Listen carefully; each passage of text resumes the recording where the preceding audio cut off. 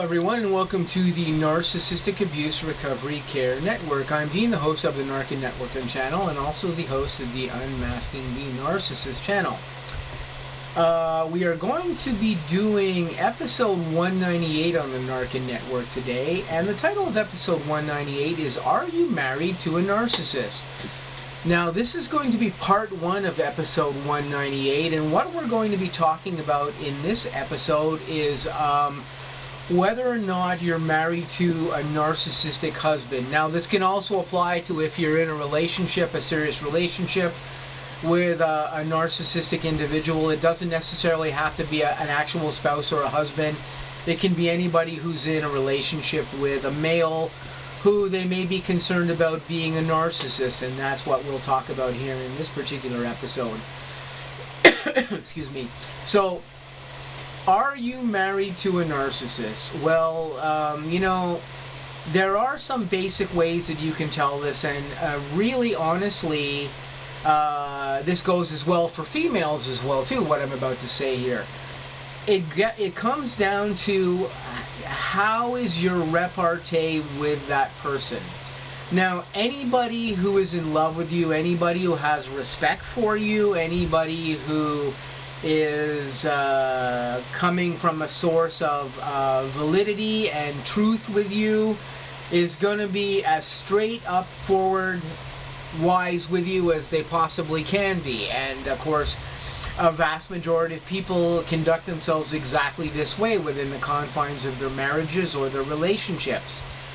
But there is a very large proportion of people who do experience some strife during their marriage, and it's more common than it is uncommon. That does not mean that you are dealing with a narcissist, because we do deal with strife within the confines of relationships and marriages, and sometimes that strife can be of a rather serious nature. But the one thing that for sure can be said is that if you're dealing with a person who has the best intent for you, that strife doesn't usually continue for any extended period of time, and a person who is trying to work through any strife or hard times with you, they will make the best efforts that they can to smooth things over or to fix the problems or to get you and that person on more even ground where you can deal with this person and these problems can be overcome between the two of you in a positive way that works for both of you. If you're dealing with a narcissist, that's not what they're going to do. They're looking for strife. They're looking for chaos. They're looking for that energy fuel from you, either good, bad, or whatever it is, but commonly sometimes bad, to get from you, because this is what the narcissist needs. And of course, depending on what the conditions are of the formative years of this person you're dealing with, this may have formed this person into having some narcissistic tendencies or into having full-blown narcissism itself that can be diagnosed in a clinical way. Now, how do you determine whether or not you might just be having some strife with your husband or with the male that you're with, or whether or not you may be dealing with narcissism? Well, narcissism is quite a bit more severe, and if I can give you some particular specific things here to watch out for that could indicate that you are with a narcissist, I'm just going to give you a handful of these things now just to pay attention to if you're not really completely aware of this. And we may talk more in part 2 about the male aspects of this, but there will definitely be a part 1 for the males and a secondary part here for women involved here. But right now in this video we're just taking, for example, males and what they do. So if you're dealing with a man and it seems like anytime you bring up anything topically to him that concerns you or something that you're not comfortable about or something that you feel needs addressing and rectifying, and this male responds to you in an abrasive and or aggressive way, you might be dealing with a narcissist, because this is what narcissists do. Normal people don't try to tear your head off if you talk to them about something normal. It's just not the reaction you'll get from somebody normal in this particular way. You'll get a calm response and a response that's like, okay, let's talk about this. Let's see what we can do about this situation. Let's try to rectify it. You won't get like, why are you talking to me about this and blah blah blah. I don't want to talk about this and da da da da, because narcissists try to avoid conflict by injecting more conflict within the avoidance of that conflict and injecting chaos into it, and you'll get an angry, negative response out of a narcissist if you are indeed dealing with one, if you try to bring up something of this nature. If a male is not necessarily spending a lot of time with you, and this is a problem for you as a female, and you vocalize this to the male and you say, listen, you know, I understand you're busy with work, I understand you're busy doing other things here, but I would like to get a little more time out of you. You know, I would like to be able to see you a little bit more. I'd like you to spend a little bit more time with myself and our children, or something of this nature, and you get a response out of a narcissist that, again, is aggressive and or negative and or destructive or chaotic. That person you're dealing with may indeed be a narcissist of a higher level than just somebody who has perhaps mild narcissistic traits or whatever.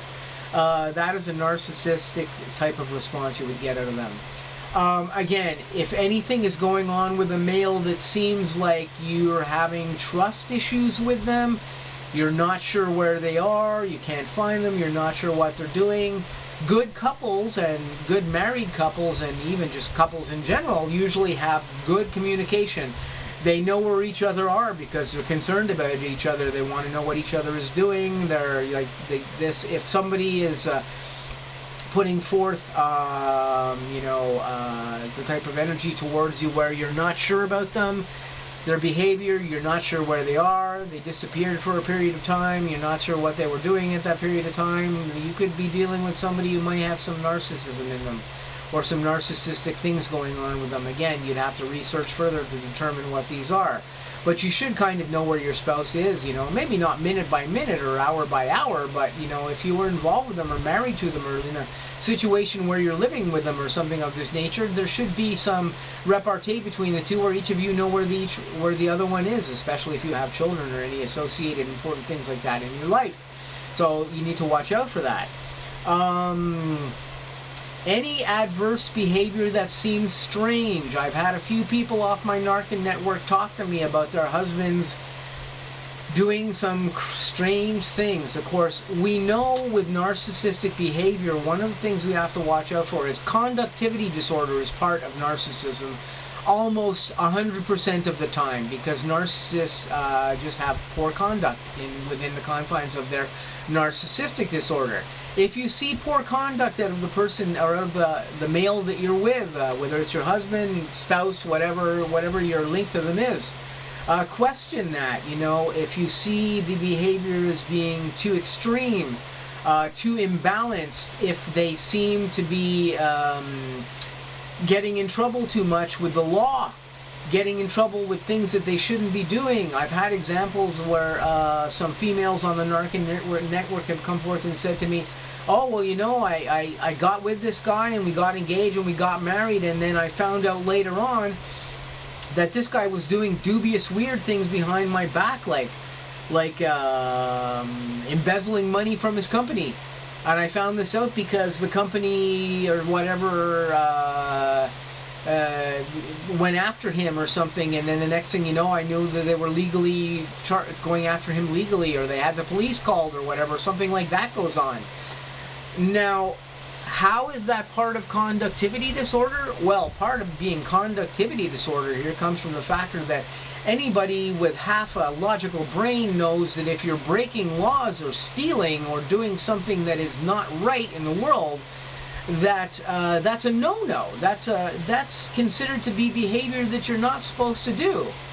Somebody who will go out there, or a male who will go out there and, you know, steal money from his company, do uncouth under the law level things, you got to question, because of course a lot of criminals that have existed in the world through time here This can be, you know, corporate criminals, regular criminals, psychopathic disorder type criminals like serial killers and things of this nature.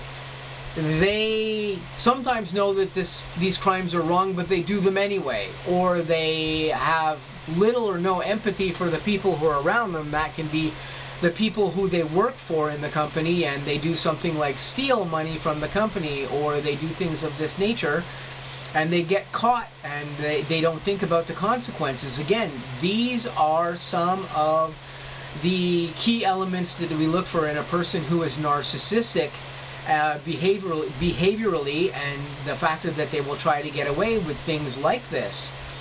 Another thing that's kind of related to this, that's encompassed within the confines of a wife or a female watching the male that they're with for some degree of narcissistic cues here, would be, does this person lie to you a lot? If this person is constantly lying to you about stuff, I've had some people say to me, oh, you know, my husband lied to me about this. He told me he paid the payments on something here, and he hadn't paid the payments on that thing for 6 months. And the next thing you know, I got a bailiff's letter at the door saying we owe $6,000 for something or other. And yet he was telling me the whole time I was paying these things, and he clearly wasn't. Or he was doing something similar to that, or lying about something, lying about being somewhere, lying about being, you know, with his friends or whatever. And of course, things of this nature, just sometimes it can be small white lies, sometimes it can be larger lies. This lack of truth in a relationship can be an indicator that you might also be dealing with a narcissist of a certain level, a medium level or whatever, and you have to keep an eye out and watch for these particular things. And these are all things that equate to what you might be looking for as a woman trying to figure out whether or not you're dealing with a narcissistic male. So this is going to be it for part 1 here of talking about men, or talking about males who may be narcissists, and whether or not you have a narcissistic husband or a narcissistic spouse. We're going to have a part 2 here, which is going to continue with the stuff to do with whether or not your husband or your spouse or the person you're living with is a narcissist. So stay tuned for part 2 of this video. We're going to continue with our dialogue for the women out there as to whether or not you may be involved with a narcissist or not. And then after that, we're going to approach doing part 2, which will take into example whether or not you may have a female narcissist in your life, and we'll talk about some of that stuff from the perspective of the males, and what you males out there should look for if you're dealing with a female, to figure out whether or not you're dealing with a narcissist. So this has been part 1 of episode 198. I'm going to say please stay tuned. Got new content coming up on the N.A.R.C.N network and on the Unmasking the Narcissist channel. Have a great day, guys, and I'll catch you in part 2 of this video.